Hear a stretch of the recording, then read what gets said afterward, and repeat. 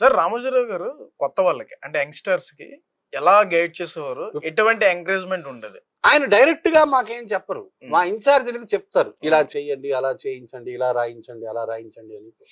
ఆ దారి చెప్తారనమాట. ఇలాగ ఉండాలి పేపరు.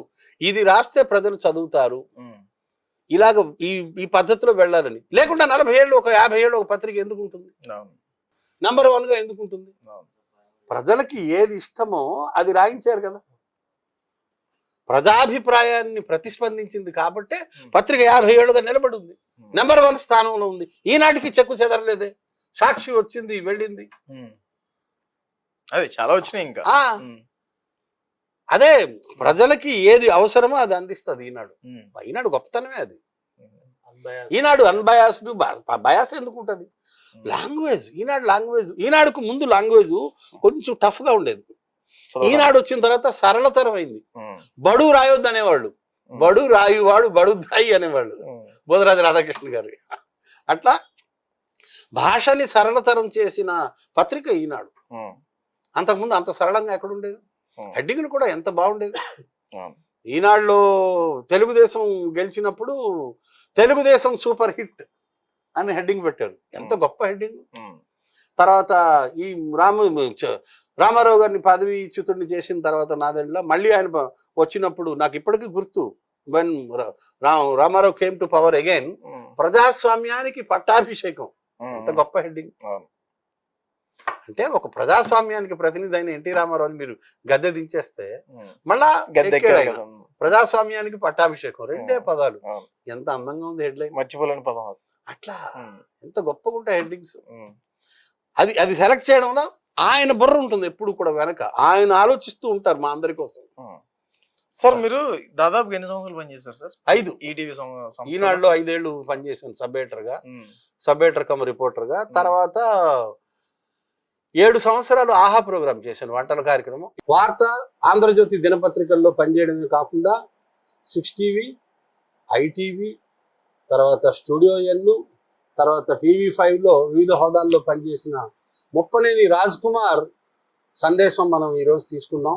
రామోజీరావు గారి గురించి ఆయన చెప్తారు. అంటే ఈ తరంలో రామోజీరావు గారు ఒక మహాయోధుడు. ఆయనకి ఏకలవ్య శిష్యులు ఎంతో మంది. సో రాజ్ కుమార్ గారు మీ అభిప్రాయం చెప్పండి. నమస్తే అండి.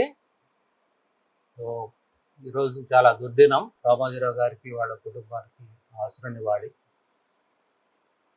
ఈ తరంలో, మన తరంలో తెలుగు జాతిలో మనం చూసిన గొప్ప వ్యక్తుల్లో మొదటివాడు నందమూరి తారక రామారావు గారు. ఆయన మన సమాజాన్ని సినిమా పరిశ్రమతోటి రాజకీయంగా చాలా ప్రభావితం చేసిన వ్యక్తి తెలుగు జాతిని. అంతకంటే గొప్పవాడు నా దృష్టిలో రామోజీరావు గారు. ఆయన ఇండైరెక్ట్గా కానీ డైరెక్ట్గా కానీ మన తెలుగు జాతిని, కొన్ని లక్షల మందిని, చెప్పాలంటే జాతి మొత్తాన్ని ఎంతో ప్రభావితం చేసిన వ్యక్తి. మహావృక్షం తెలుగు జాతి. మన తెలుగు జాతికి చాలా ఈరోజు దుర్దినం. People across the world, Telugu ప్రపంచానికే పెద్ద లోటు. తెలుగు ప్రపంచానికి చాలా పెద్ద లోటు. ఇప్పుడు 3 సంవత్సరాలు అయింది వంటల కార్యక్రమం బాబాయ్ హోటల్ చేస్తున్నాం. బాబాయ్ అంటే హోటల్. 7, 5, 12, హ్మ్. 12, 3, 15 సంవత్సరాలు. టీవీ9 లో కూడా మీరు చేశారు. ఆ టీవీ9లో ఒక 5 ఏళ్ళు ఎవరి వాళ్ళ వారిది ప్రోగ్రామ్ చేశాం. అవును. ఆ షోలో మీకు ఒక మంచి గుర్తింపు వచ్చింది సార్. అవునవును. చాలా మంచి, అంటే ఇదివరకు చేశారు అవన్నీ కాకుండా ఆ ఇది ఒక స్పెషల్. ఆ ఇంటర్వ్యూ వేరే మరొక రోజు చేద్దాం. ఇది ఇవాళ ఈటీవీ వరకే ఆపుదాం. తర్వాత నా జీవితము, ఆంధ్రజ్యోతి, టీవీ9 అవన్నీ వేరే మరొక రోజు. సార్ ఇప్పుడు మీకు ఈటీవీ ఇక్కడతో ముగిద్దాం. అదే సార్, ఈనాడులో ఈటీవీ సంబంధించి మీకు ఏమన్నా ఎదురైన చేదనుభవాలు కానీ ఏమన్నా? చేదనుభవాలు ఎందుకుండా ఇన్ఛార్జీలు అప్పుడప్పుడు సతాయిస్తారు. మనం పని చేయము, పని చేయకపోతే సతాయిస్తారు కదా. ఏమైనా దాసు పని చేయవా అంటారు. మామూలే, అది తిట్లు పడతాయి. నేను పని చేసేవాడిని కాదు సరిగా, నాకు అక్షింతలు మామూలే. అల్లం నారాయణ అనేది ఆంధ్రజ్యోతి. అల్లం నారాయణ గారు ఈనాడులో చేయలేదా? లేదు, ఈనాడు కదా ఆయన. మీకు అప్పుడు ఎవరు సభ ఎడిటర్? ఇన్ఛార్జా ఇన్ఛార్జ్ శంకరనారాయణ. శంకరనారాయణ. జీవీఎస్ మూర్తి వాళ్ళు, శంకరనారాయణ గారు, ప్రసాద్, ఏవి ప్రసాద్, ఇప్పుడు గోవిందరాజు చక్రధరు మా ఇన్ఛార్జ్ కొంతకాలం. వీళ్ళందరూ మా హెడ్లు. మాకు మెయిన్ హెడ్ వరదాచారి గారు ఉండేవారు. ఆయన వారు ఈ మధ్యనే కాలం చేశారు. ప్రియ పచ్చడి తింటారా సార్ మీరు? రెగ్యులర్ గా మా ఇంటి డైనింగ్ టేబుల్ మీద ఎప్పుడు గోంగూర పచ్చడి అయితే ఎప్పుడు ఉంటుంది. మిగతా పచ్చళ్ళు వస్తుంటాయి పోతుంటాయి, గోంగూర మాత్రం డైలీ. ఆంధ్ర మాత పక్క. సార్ మీరు 2-3 సార్లు కలిసారని చెప్పేసి అన్నారు. అవును. ఒకసారి రామోజీ ఫిలిం సిటీకి వెళ్ళినప్పుడు వాళ్ళ పియ గారు సుధాకర్ గారితో కాల్ చేసి కలవాలని ఉంది ఊరికినే అని అన్నారు. అప్పుడు మీరు మాట్లాడిన మాటలేంటి, సందర్భం ఏంటి? అదే నువ్వు ఎలా దాదాపు 40-50 నిమిషాలు మాట్లాడారు. లేదు, ఇంటర్వ్యూలో 40 నిమిషాలు. మామూలుగా నీ ఫుడ్ హ్యాబిట్స్ కొంచెం తగ్గించాలి, ఇంత తినకూడదు, హెల్త్ గురించి కేర్ తీసుకో. మెయిన్ గా వ్యక్తిగతం గురించి అడిగారు. ఆయన గొప్పతనం ఏంటంటే ఎంప్లాయీస్ ని వ్యక్తిగతంగా ఏముంది, వాళ్ళు ఎలా బతుకుతున్నారు అనే విషయం కూడా కనుక్కునేవారు. అవునవును, అది వాళ్ళు బాగుంటేనే కదా సంస్థలు. ఆయన అది గొప్ప, అంత పెద్ద ఆయనకు అవసరం లేదు కానీ ఆయన కనుక్కునేవాడు. అదే గొప్ప విషయం. ఆయన మనం పెళ్లిళ్ళకి వెళ్ళేవారు. ఆయన మా కొలీగ్ ఖత్రి అని ఉండేవాడు నాతో పాటు, సబేటర్. వాళ్ళ అమ్మాయిలు 3 అమ్మాయిలు వాడికి పెళ్లిళ్ళు, అన్ని పెళ్లిళ్ళకి వచ్చారు ఆయన. మేము ఇద్దరు పక్కనే కూర్చున్నాం, చైర్మన్ గారు నేను. ఆ ఖత్రి వాళ్ళ అమ్మాయి పెళ్లిలో అంతే. వాళ్ళు లేట్ గా వచ్చారు అనమాట. అందరూ ముందుగా వచ్చాం. నాకు కరెక్ట్ టైంకి వెళ్ళి అలవాటు, ఈనాడు వల్లనే వచ్చింది. ఆయన కరెక్ట్ టైంకి వచ్చారు కానీ వీళ్ళు లేట్ గా వచ్చారు. ఖత్రి వాళ్ళు లేట్ గా వస్తే మేము ఎదురు కూర్చుని మాట్లాడుకుంటున్నాం. అప్పుడు ఆ రోజు పత్రికల గురించి కాసేపు మాట్లాడుకున్నాం. మాలో అంటే మీరు ఏమన్నా అడగడం జరిగింది ఏమన్నా? బావా ఆయనతో ఏం మాట్లాడుతుంటారు, భయపడిపోతారు ఇంకా. సార్ ఇప్పుడు ఈ రోజు వచ్చినటువంటి న్యూస్, రామోజీరావు గారు లేరు, కన్ను మూశారు అని చెప్పేసి వచ్చిన న్యూస్ దాదాపుగా ఒక 40-50 నిమిషాలు ఎవరు నమ్మలేదు యాక్చువల్గా. చాలా వరకు గతంలో మీ మీద కూడా ఒక న్యూస్ వచ్చింది, గుర్తుందా మీకు? ఏమని? అంటే ఈ టైప్ ఆఫ్, అంటే మన కిషోర్ దాస్ గారు లేరు. లేదే, వచ్చింది. నాకు తెలియదు. శుభవార్త నాకు తెలియదు, మీకు తెలియకపోవచ్చు. అవునా? ఇక మీదట షో చేస్తున్నారు, ఫేమస్ గా ఎదుగుతున్న పౌరం గారు ఇక లేరు, కిషోర్ దాస్ గారు లేదబ్బా. కన్ను మూసి వచ్చింది సార్, మాకు తెలుసు. అవునా? మంచి జరుగుతుంది ఏదో అయితే, సంథింగ్ గుడ్ హ్యాపెన్స్ వచ్చింది. అంటే కిషోర్ దాస్ గారు కన్ను మూసారు ఇక లేరు అనేక న్యూస్ బయటకు వచ్చింది. అది ఫేక్ న్యూస్ అని తర్వాత తెలిసింది మాకు ఒక 40-50 నిమిషాల తర్వాత. సో ఇది కూడా అలాగే అనుకుని మేము ఫస్ట్ నమ్మలేదు, తర్వాత రుజువైంది. ఇటువంటి వార్తలు విన్నప్పుడు కొంచెం బాధగా ఉంటుంది సార్. మీకు చాలా బాధగా ఉంటుంది. దీన్ని ఏ విధంగా కనిపిస్తుంది? నేను పోయాను అన్న వార్త కానీ తెలిసి ఉంటే నేను గొప్ప ఆనందపడేవాడిని. నాదేముందయ్యా. కానీ ఆ మహానుభావులు, పెద్దవాళ్ళు, దిగ్గజాలు ఉండాలి సమాజానికి. వాడు మార్గదర్శకులు. They guide the society. నాలాంటి వాడు ఉంటే ఎంత పోతే ఎంత బాగుండేది. వండర్స్ చేస్తుండే వాళ్ళు. అవును, పెద్ద ప్రాజెక్టు టెంపుల్స్ అన్ని తీసుకొచ్చి ట్రిపుల్ కాస్ట్ ని ఉంది. ఆయన ప్లాన్ ఉండే కదా, పెద్ద ప్రాజెక్ట్. అవునవును. భారతదేశంలో ఉన్న పెద్ద పెద్ద టెంపుల్స్, ఫేమస్ టెంపుల్స్ అనేవి ట్రిపుల్ కాస్ట్, మళ్ళీ ఫిలిం సిటీలో. ఆయనకి ఒకప్పుడు కమ్యూనిజం భావాలు ఉన్న వ్యక్తి అలాంటి వారు. లాస్ట్ ఈ సందర్శలో ఏజ్ పెరిగిన తర్వాత భక్తి వైపు ట్రాన్స్ఫార్మ్ అయినట్టు, డివోషనల్ అని అనిపిస్తా ఉంటుంది. ఎవరైనా చివరి దశలో దేవుణ్ణి నమ్ముతారు, ఆధ్యాత్మికంగా వెళ్తుంటారు. అది తప్పదు. అది కరెక్ట్ కూడా. అవును, ఆ టైంలో పీస్ ఉంటుంది. కాదబ్బా, చాలా సింపుల్ అబ్బా. ఈ టేబుల్ ఉంది, నువ్వు తయారు చేయాలి కదా. అవును సార్. మరొకటి తయారు చేయాలి కదా. నువ్వు తయారు చేయకపోతే గాల్లో వస్తుంది. ఇది రాదు. ఎవరో ఒకడు ఉన్నారు కదా, మనం మేకింగ్ చేయాలి, సృష్టికర్త కదా. Someone who created this world. ఎవరు లేరు. సమాధి ఆయనే కట్టించుకున్నారు. చాలా గొప్పగా ఉంది. చూడలేదు నేను అది. ఎలా అంటే ఇక్కడ నేను చనిపోయిన తర్వాత ఇక్కడే నన్ను తీసుకెళ్ళాలి, ఇదే నా సమాధి అని చెప్పేసి ఆయన చేసుకోవడం కూడా. ఆహా ప్రోగ్రామ్ డైరెక్టర్ గారు వచ్చారు, పరిచయం చేస్తాం. రా, కమ్ రండి, ఇక్కడ కూర్చోండి. నువ్వు మూల పురుషుడు నువ్వు కూర్చో. ఈటీవీ 2లో ఆహా కార్యక్రమం, వంటల కార్యక్రమం సృష్టికర్త, తొలి దర్శకుడు వడ్డేపల్లి శ్రవణు. సార్ యాక్చువల్ గా ఆహా ప్రోగ్రామ్ అనేది మీరే క్రియేట్ చేశారు. దానికి మొత్తం అంతా మొదటి డైరెక్టర్, దానికి క్రియేటివ్ కాన్సెప్ట్ ఎవ్రీథింగ్ మీరే అని చెప్పేసి అన్నారు. ఆహా అనేది టైటిల్ ఇప్పుడు ప్లాట్ఫామ్ గా మారిపోయింది, మీకు తెలుసు కదా, ఓటీటీ ప్లాట్ఫామ్. సో ఈయనతోనే ఎలా చేయించాలనిపించింది కిషోర్ దాస్ గారితో. అసలు మీకు వచ్చిన ఆలోచన ఆహా అంటే దాని అర్థం మీకు ఏంటి అసలు? అంటే అప్పుడు యాక్చువల్గా ఒక ట్రావెలాగ్ బేస్డ్ కిచెన్ షో చేద్దాం అనేసి రీసెర్చ్ చేస్తూ ఆలోచిస్తూ ఉంటే, రెగ్యులర్ యాంకర్స్, రెగ్యులర్ వంట ప్రోగ్రామ్ లాగా కాకుండా తింటూ తిరగడం, తిరుగుతూ తినడం అనే కాన్సెప్ట్తో స్టార్ట్ చేశాము. అయితే మా న్యూస్ చీఫ్ ఎడిటర్ శాస్త్రి గారికి ఇలాగే కాన్సెప్ట్ డిస్కస్ చేస్తుంటే, ఆయన సడన్గా నాకు ఒక క్యాండిడేట్ ఉన్నాడు మనసులో, ఇప్పుడు చెప్పాను ఎవరు అతను, కానీ సడన్గా నేను తీసుకొస్తాను ఆఫీస్కి అని చెప్పి ఒక రోజు తీసుకొచ్చి నన్ను పిలిచారు. పిలిచి చూసేటప్పటికి కిషోర్ దాస్ గారు ఉన్నారు. ఇంకా కరెక్ట్గా అసలు కరెక్ట్, ఇంకా దాంట్లో అసలు ఇంకా ఏ ఆలోచన ఏ ఇది లేదు, ఇంకా కరెక్ట్ ఇతనే అని చెప్పేసి ఇంక ఇమ్మీడియట్గా నాకు ఆ విజువలైజేషన్ వచ్చేసింది. విదిన్ హాఫ్ అన్ అవర్ ఇమీడియట్గా ఒక పైలట్ ఎపిసోడ్ కూడా షూట్ చేసాం సితారా హోటల్ కిచెన్లో, రామోజీ ఫిల్మ్ సిటీలో. ఇమీడియట్ షూట్ చేసి ఇమీడియట్ ఇన్ అనదర్ 30 minutes దాన్ని ఎడిట్ చేసి అవుట్పుట్ చూపిస్తే every one like it. Kishore Das గారు ఇన్ప్రాంప్ట్గా, శ్రీధర్ కదా అప్పుడు మేనేజర్, శ్రీధర్ రావు గారు మేనేజర్.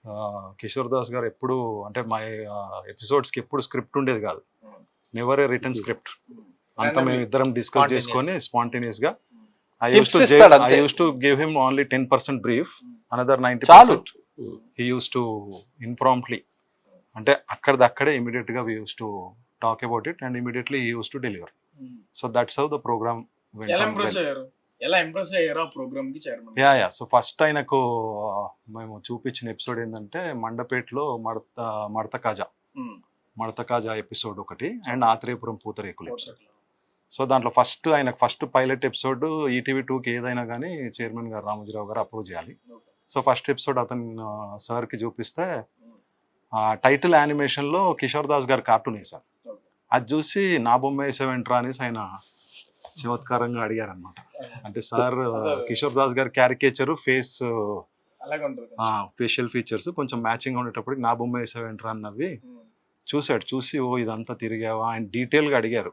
లైక్ ఒక రోజులో ఎన్ని ఎపిసోడ్ షూట్ చేస్తున్నావు, ఒక డిస్టెన్స్ నుంచి ఒక డిస్టెన్స్ తిరగడానికి ఎంత కవర్ అవుతుంది, చేయగలుగుతున్నావు ఈజీగా అంటే నేను చెప్పాను ఒక రోజులో we are completing 1 episode, full episode of 3 or 2 locations and 3 or 2 food items we are cooking అని చెప్తే వెరీ గుడ్ నచ్చింది ఆయనకు. ఇంకా అక్కడి నుంచి ఎవరు ఎన్ని అభ్యంతరాలు చెప్పినా కూడా ఆయన he stood very strong that Kishore Das would be the only anchor for this programme.